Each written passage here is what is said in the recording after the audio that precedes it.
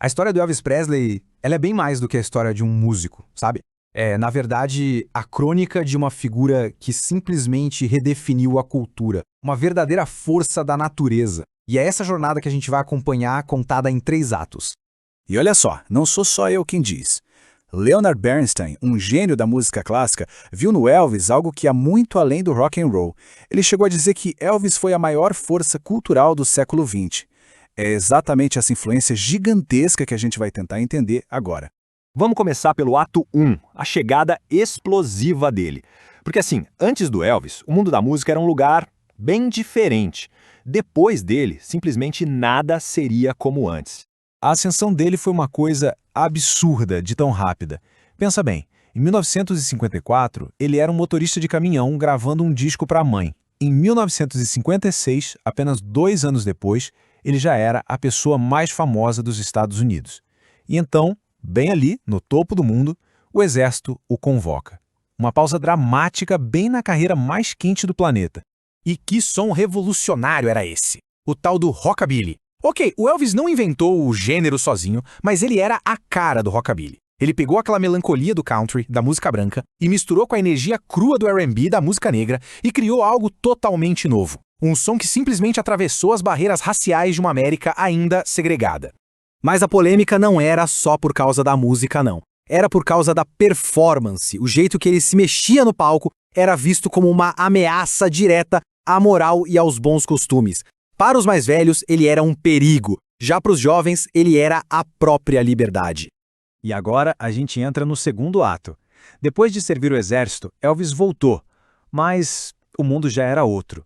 Aquela rebeldia toda deu lugar a uma nova fase, a de estrela de cinema. O artista revolucionário dos anos 50 foi meio que substituído pelo astro polido dos anos 60. Aquela energia bruta das primeiras gravações deu lugar a trilhas sonoras levinhas, repetitivas, e Elvis foi se transformando numa mercadoria de sucesso garantido em Hollywood. 27 filmes. Esse número por si só já conta a história toda, né?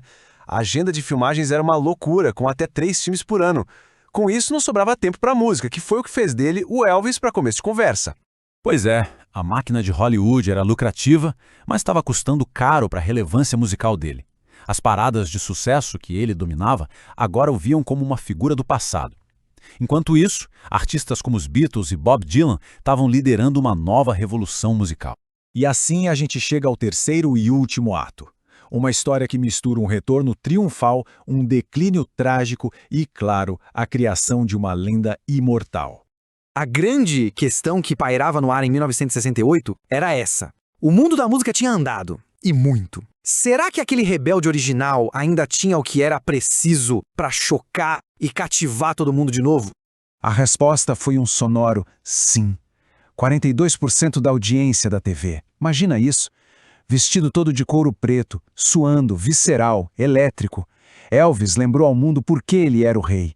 Foi uma performance de pura energia e carisma, uma das maiores da história da televisão. O sucesso estrondoso desse especial abriu as portas para o próximo capítulo, Las Vegas. Em vez de voltar para Hollywood, Elvis se reinventou mais uma vez, agora como o maior showman do planeta. Com aqueles macacões brilhantes, uma orquestra enorme, ele transformou o show dele num espetáculo grandioso. Só que por trás de todo aquele brilho, uma tragédia se desenrolava. O auge da fama global dele, com o especial do Havaí, coincidiu com um profundo declínio pessoal.